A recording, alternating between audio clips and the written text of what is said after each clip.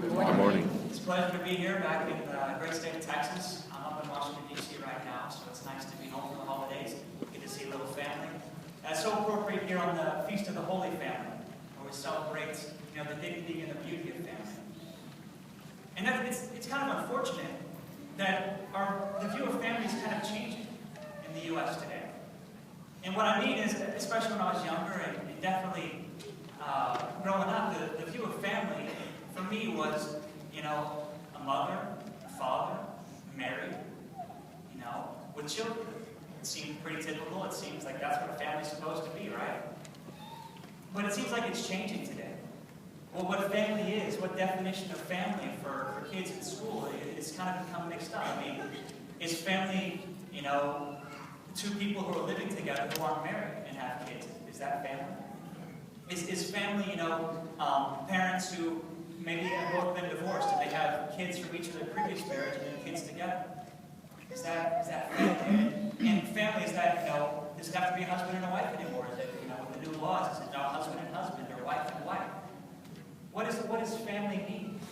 And it seems like there's been a transition in an understanding of family. And some people say this is a great thing.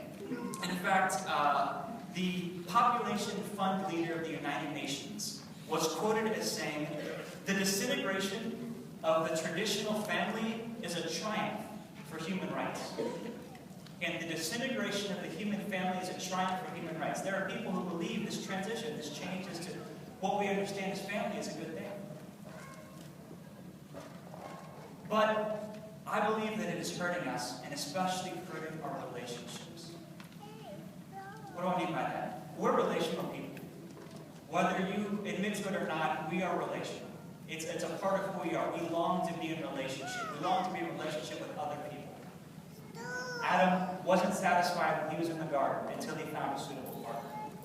We long to be in a relationship. You see, but unfortunately, that's not always fulfilled, and it's not longed for because we don't know what relationship is. And that occurs when the family breaks down. How we learn about relationship comes from the family. I've got a couple brothers here today. How I learned how to relate to other people comes from how I related to them growing up. How I joked, the activities I liked to do, how we played, how I related, how I loved, how I laughed. It all came from my relationship with them and with my parents growing up. That was my first experience of relationship. And that affected how I relate today to other people is affected directly by those relationships growing up. See, when there's a change, when there's a transition, and when we don't understand the traditional family, how we relate to other people changes. Here's what I mean. So, let's say, if it's the traditional family has changed and it's now, as we see, heavy divorce rate. Actually, 60% of kids grow up in broken families. Divorce rate is up over 50%. So, what does a kid understand as commitment? If the family is seen as, well, you just kind of change, mom and dad, it changes over time. Well, then what do we know about enduring commitment in our relationships? And again, even our relationship with God is affected. I mean, we call God Father. And how we understand God as Father comes from our own understanding of Father. What if we're growing up in a family with two fathers? Or with no fathers, with two mothers?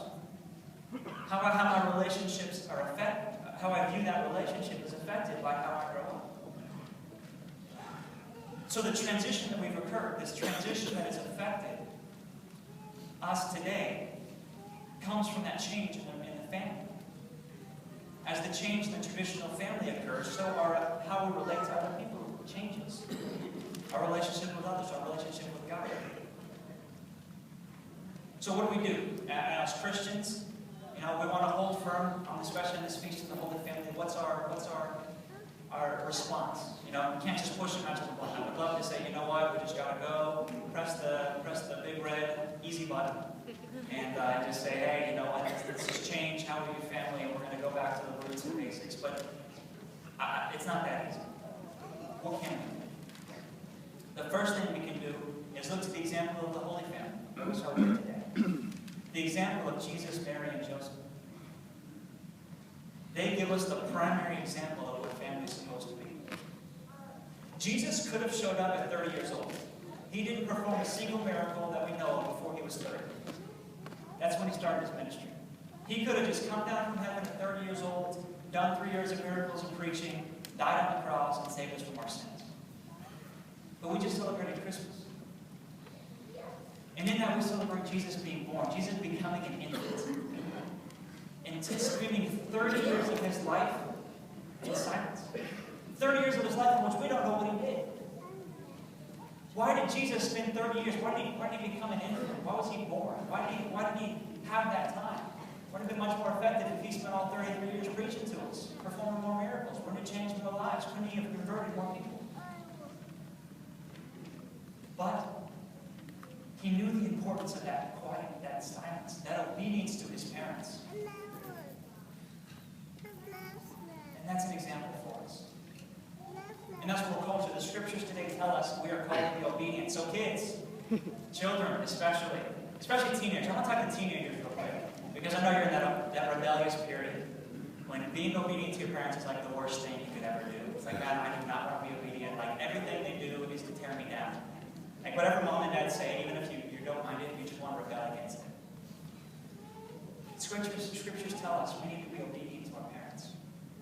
And that's so important because your parents love you. And they want what's best for you.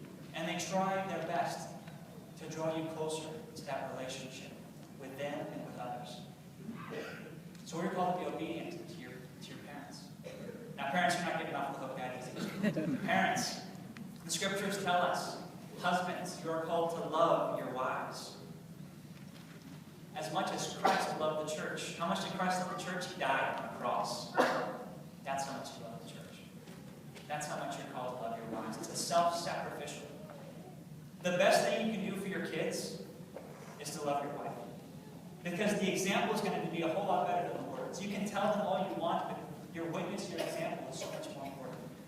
You must love your spouses, and they will follow that example. Wives, now here's the hard one, but I'm going to explain it, so don't. It says, be subordinate to your husbands. Oh, everybody's like, oh man. Everybody hears that word. They're like, oh, goodness, what is that? But luckily, I've had 4 semesters of Greek. I'm here to dispel those. Subordinate in this context means cooperating, taking responsibility, or carrying a burden. You must carry the burden of parenting with your husbands. And yes, it comes to that respect of your husband. You got to respect the decisions he makes. You have to respect him as a leader of the family. You have to respect him as the father figure. So and again, with the example and the witness that you give, your kids are going to see a whole lot more than the words you speak. So, once again, the view of family is changing in the U.S. today. What we thought of and what we viewed as family 100 years ago, 50 years ago, 20 years ago, has transitioned for our kids today. Now, how do we respond to that? And again, we are called to love, to respect, and to obey each other. And most importantly,